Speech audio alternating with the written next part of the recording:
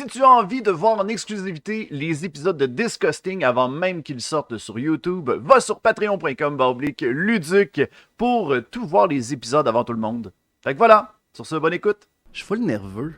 Ok, ben là, t'as-tu préparé des trucs? Il faut qu'on entende l'intro? T'as-tu une chanson? T'as-tu un nom de podcast? Ouais, le podcast, ça s'appelle Disgusting. Ok, ouais, c'est vrai, je l'ai C'est un gag. On discute de choses, mais le logo, c'est genre quelqu'un qui vomit des infos. J'ai besoin de social dans ma vie. C'est en français avec un nom anglais, c'est parfait. Ouais, non, rendu là. T'es dans ta force en anglais. Moi, je me suis dit qu'après Aston Potine, je pouvais pas aller plus bas. De King Konga, c'était au-dessus ou en dessous? Non, ça c'est Concast, tu veux dire. Ah, le Concast, ouais. De King Konga, Sébastien Turmel s'amuse toujours à me le rappeler que ce projet-là existe. T'es supposé d'en faire un avec. Ouais, puis j'ai comme choqué. Okay. Puis j'ai essayé de tu devrais faire le dernier épisode avec lui.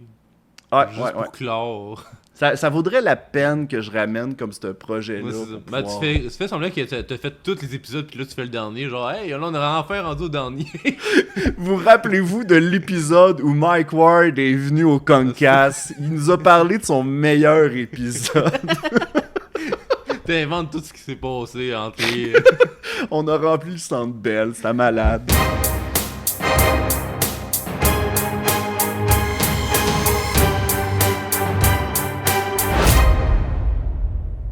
Bonjour tout le monde, bienvenue à Disgustings. Et aujourd'hui, c'est un spécial Halloween. Ouh, Christian, fais peur aux gens. La terreur, je suis la terreur. Ouais. Puis on s'est dit, crime, qu'est-ce qu'on pourrait faire pour pouvoir parler de l'Halloween? Quoi de mieux que de parler des choses qui nous ont traumatisés dans les jeux vidéo? Ben, je pense que c'est un bon point de départ parce que, tu sais, l'Halloween, les gens vont dire, ok, bon, on a peur juste une journée par année, mais pourquoi pas tout le temps en gaming?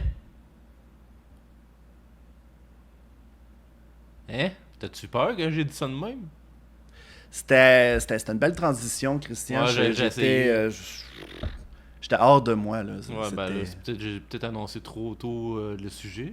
Non. T'as bien fait ça. Okay, t'as super bien fait ça. Tu viens de me faire peur là, avec ta réaction. Moi, je me suis dit, crime, on dirait quelqu'un de Radio-Canada. Je fais juste ça, écouter Radio-Canada. J'ai rien d'autre à faire. Voilà. Non, mais pardon. On s'est dit, quoi de mieux que de parler, justement, des trucs qui nous faisaient peur quand on était gamer. Et puis, tu sais, parce que quand on est tout petit, je considère qu'on a tellement un imaginaire tellement coloré qu'un rien peut nous faire peur. Moi, je me rappelle de la fameuse scène de Christopher Lloyd qui veut la peau de Roger Rabbit, qui se met à fondre avec... Oh non, c'était traumatisant, ce bout-là, là, avec ses yeux. Ben, ça, on a eu ça aussi dans les jeux vidéo, puis j'aimerais ça qu'on en parle parce qu'on est deux personnes totalement traumatisées. Ouais, on n'est même pas encore guéri, juste la preuve, il faut qu'on en parle dans un podcast. Hein. Tu veux-tu aller courir puis pleurer un petit peu là-bas? Ok, ben, je vais aller faire ça.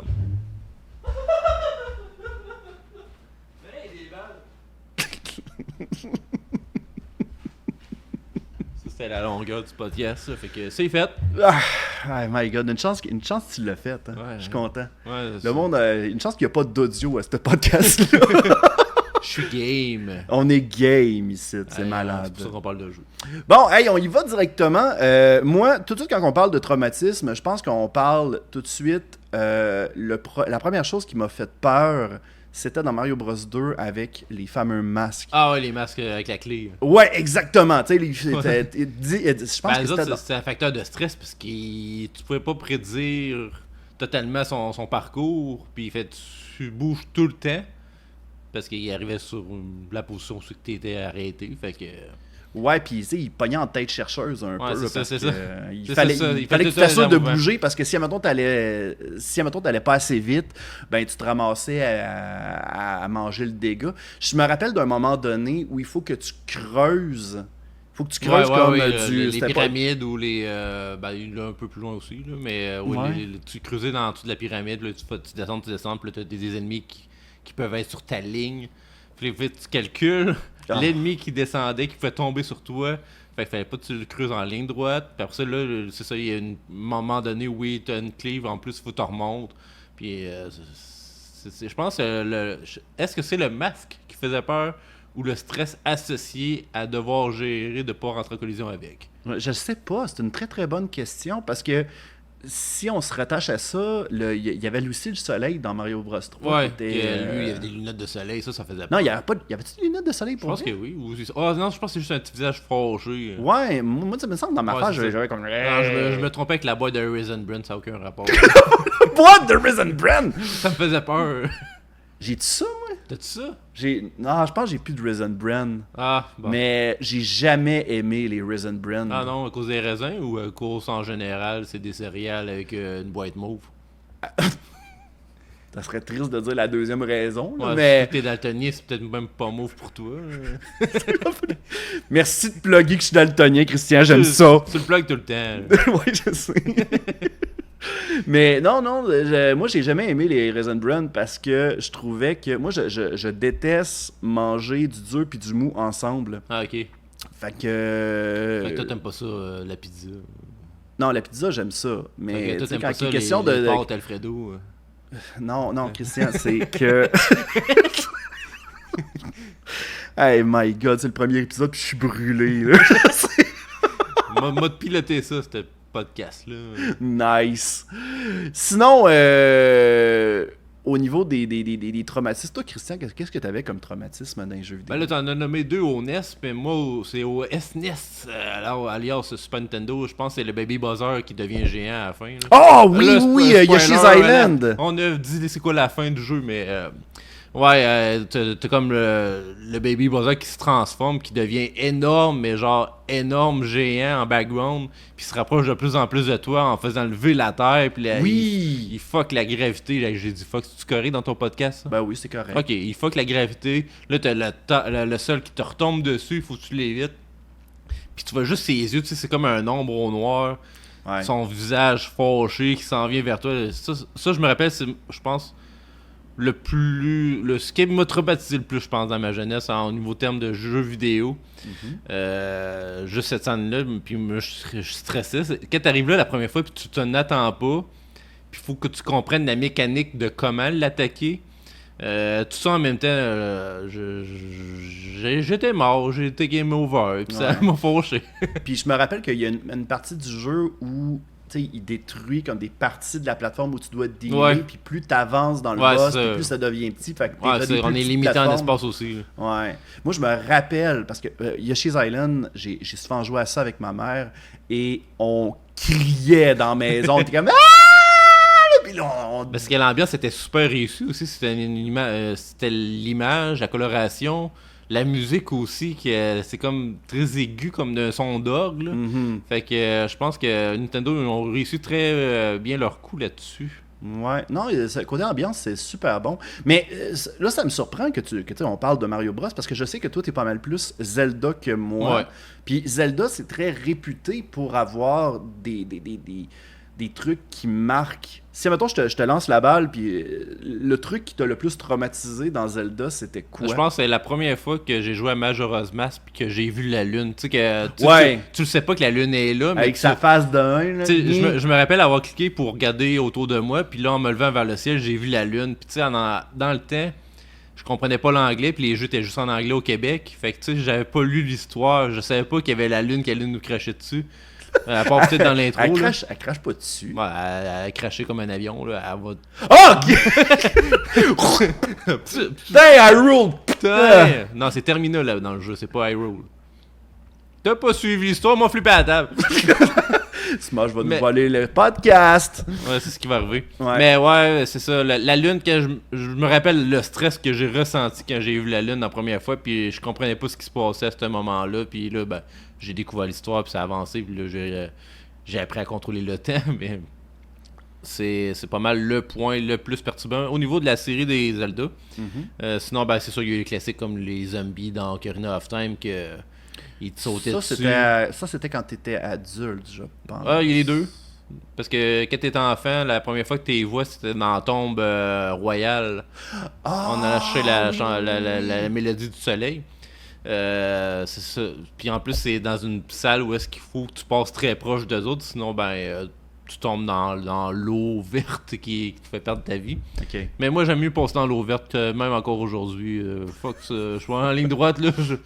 Je les contourne. T'aimes mieux perdre la vie que me faire sauter de vaincre tes c'est démons. Là. Me faire zigner dessus par une espèce d'atrocité de la nature. Mais non, je pense que c'est pas mal les 2 points. Sinon, dans les Zelda, en général, il y a la main qui te ramène au début du level. Que ça existe depuis le premier Zelda.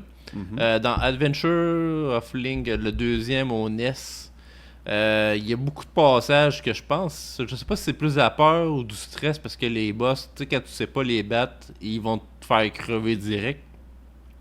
Je pense aux chevaliers, tous les ennemis qui sont bleus sont durs à battre, puis ils bougent très vite. Fait que, tu sais, juste dans le dernier level de ce jeu-là, il y a un genre de guerrier faucon bleu, puis que lui il saute dans les airs, en plus qu'il te lance des épées à l'infini partout. Fait que ça, j'ai jamais réussi vraiment à le battre sans tricher en quelque sorte, entre parenthèses, quand tu joues avec mettons sur la Switch, que tu peux revenir en arrière quand tu meurs, puis là tu reprends, ça, mais sur je pense que sur Nintendo 64 tu peux pas revenir en arrière. Non, il n'y avait pas cette option là, fait que il fallait le faire à la dure en ligne droite, tu cours, tu te sauves, puis tu manques pas ton coup.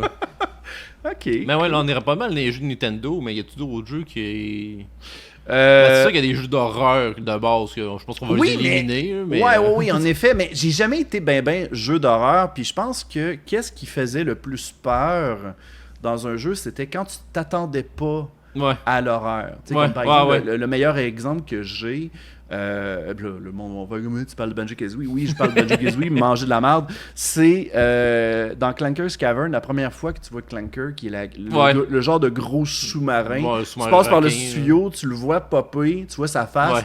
Puis là, tu te demandes, est-ce que je vais devoir affronter cette affaire-là? Puis finalement, non, faut que tu fasses pire. Faut que tu ailles genre te noyer quasiment en bas pour aller le débarrer. Là, c'est n'importe quoi. Encore une fois, j'ai une phobie d'aller en dessous. Il y a un genre de gros tunnel, puis il faut que tu deals avec les bulles d'un poisson pour pouvoir aller pas manquer d'air, puis tu cours après le temps puis pour pas manquer d'air. Et il se compare pas mal à celui dans Mario 64 avec le bateau dans le fond de l'eau, là, où est-ce que tu fais ça, puis il y a le genre de grosse créature qui sort. Oui, l'anguille. Ouais, l'anguille, c'est ça. Fait que je pense que c'est le même stress pas mal. L'anguille qui faisait peur aussi. Elle faisait extrêmement peur. Je pense que c'est plus ça, c'est un peur visuelle, parce que tu le voyais, puis tu sortais de nulle part, puis tu voulais te mordre. Regarde, vu qu'on est dans Mario 64, le piano, je pense que le piano, faut en parler. Là, ça a l'air inoffensif, là, le piano, mais celui de dans Mario 64, c'est autre chose, c'est un autre level. Je racontais hors d'onde que ces temps-ci, je suis bien gros dans le randomizer de Mario 64, et à un moment donné, je suis arrivé dans Big Boo's Hunt, qui est le fameux niveau avec le piano. Et à un moment donné, je pop dans le niveau et le piano est drette à côté de moi. J'ai eu la chienne de ma vie. C'était n'importe quoi. Là. Je pense que j'ai jamais appris à jouer du piano justement à cause de ça. Ça n'a peut-être pas rapport aussi parce que c'est cher prendre des go et tout ça, mais il faisait peur. Kong, Kong, Kong, Kong. Mais je trouve ça le fun parce que aux côtés de la Nintendo 64... on a, tu sais, ils ont réussi à quand même, tu sais, bien modéliser, tu sais, qu'est-ce qu'ils voulaient donner. Ça même chose pour c'est l'ambiance. Tu sais, ils ont été limités en polygone aussi, fait que, tu sais, ils ont réussi à faire une très bonne job. Hey, bravo Nintendo d'avoir perturbé notre jeunesse. Bravo. Grâce à vous, on est des adultes traumatisés. Il faut qu'on en parle à tout le monde. Voilà. Ben, j'ai quasiment envie de poser la question parce qu'on va rendre ce podcast-là aussi, tu sais, aux commentaires. J'aimerais ça savoir, les gens dans les commentaires, écrivez le traumatisme que vous avez eu de jeunesse dans les jeux vidéo. Je serais vraiment intrigué de savoir le vôtre. On en a frôlé quelques-uns qui sont qui sont vraiment nos traumatismes à nous nos autres. Souvenirs qu'on se rappelle. Puis, mais tu sais, on était plus Nintendo que Sega. T'sais. Dans le temps, il n'y a pas beaucoup de consoles. Fait que c'est soit tu jouais à des jeux Nintendo ou Sega. Fait que... je sais que tu étais aussi un grand fan de Final Fantasy. As-tu eu un trauma? Pas tant, non. T'es pas Final Fantasy? Non, j'en ai fait aucun. Surprise, ça te fait-tu peur de savoir ça?